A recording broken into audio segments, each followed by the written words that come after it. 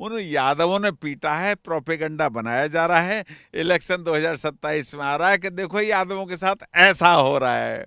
ये अखिलेश का प्रोपेगेंडा है, प्रोपेगेंडा है। सब जनता जानती है, ये जनता जान चुकी है। इन्होंने 12 बीघा जमीन भगवान कृष्ण की कबर के लिए कर दी थी। प्रमाण है, हाईकोर्ट ने दिया है कि अखिलेश अपनी कलम से कर गए थे कि नहीं ये कब्रिस्तान के लिए है। भगवान कृष्ण की, वो अपने आप को यदुवंशी कहते हैं ना, और भगवान कृष्ण की भूमि को उनको दे गए।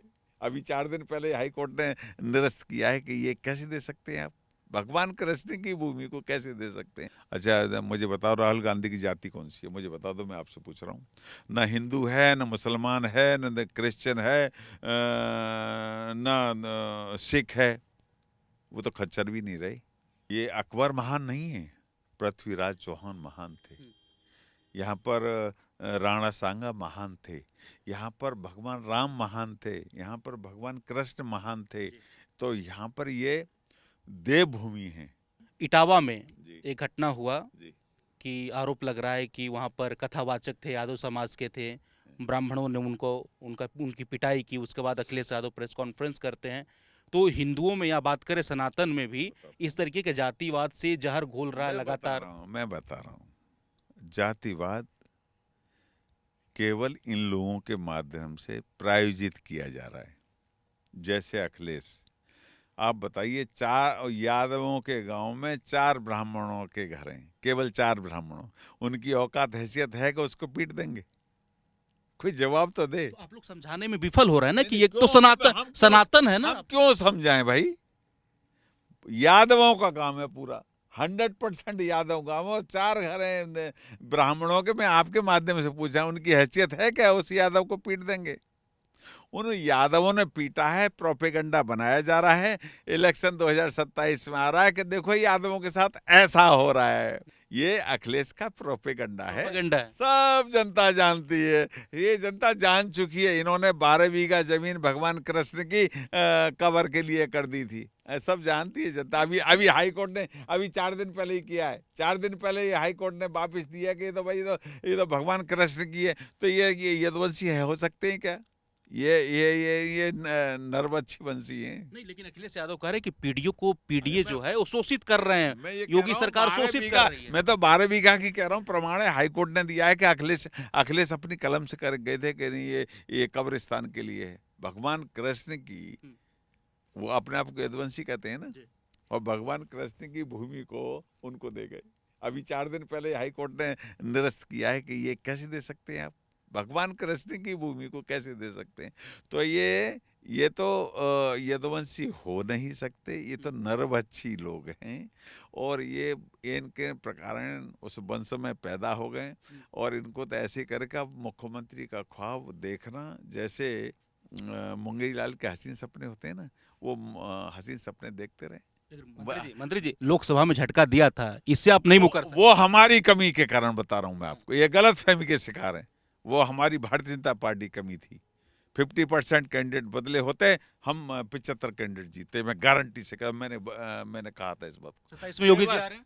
है 27 में योगी जी आ रहे हैं। 27 में योगी जी भारी बहुमत के साथ आएंगे, 350 प्लस में आएंगे, 350 प्लस। प्लस में आएंगे, लिख लेना मेरी बात को। योगी जी ने वो काम करके दिया, आज तक कोई कर नहीं पाया।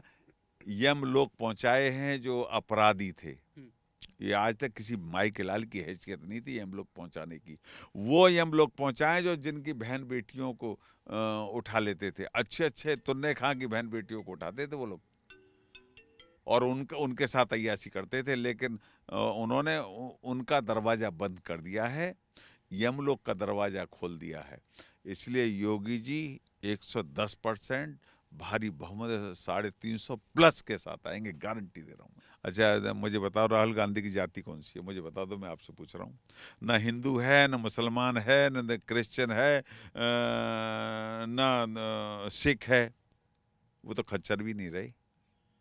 जाति बताओ ना, जाति जनगणना की बात कर रहे हैं भाई, कॉलम में लिखा जाएगा ना कि आप क्षत्रिय हैं, आप यादव हैं, आप ब्राह्मण हैं, आप जाट हैं, लिखा जाएगा कि नहीं? क्या लिखेंगे, मैं आपसे पूछ रहा हूँ, मुझे जवाब दे दो।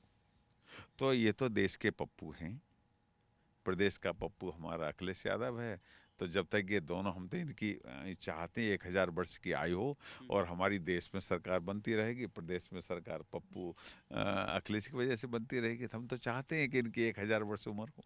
केंद्र में आपकी सरकार है, जी। दिल्ली में आपकी सरकार है, आप जहाँ से आते हैं वहाँ से दो टर्म में प्रचंड बहुमत आपको मिला, जी। तो आप लोग इसको बदलिए, बदलाव कीजिए। बदलेंगे बदलेंगे, टाइम आ रहा है, टाइम आ रहा है, बदला जाएगा। ये अकबर महान नहीं है, पृथ्वीराज चौहान महान थे। यहाँ पर राणा सांगा महान थे, यहाँ पर भगवान राम महान थे, यहाँ पर भगवान कृष्ण महान थे।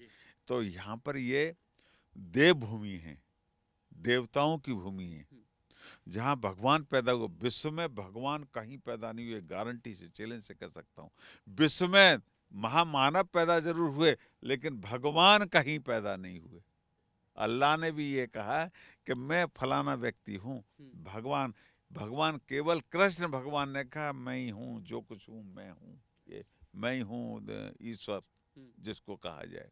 तो उन्होंने ही कहा है। बाकी विश्व में कोई ना अल्लाह कह पाया, ना क्रिश्चियनों के वो कह पाए कि मैं गॉड हूँ, ना मैं उनका संदेश वाहक हूँ। सबने संदेश वाहक कहा है, कोई भगवान नहीं हुआ कहीं भी।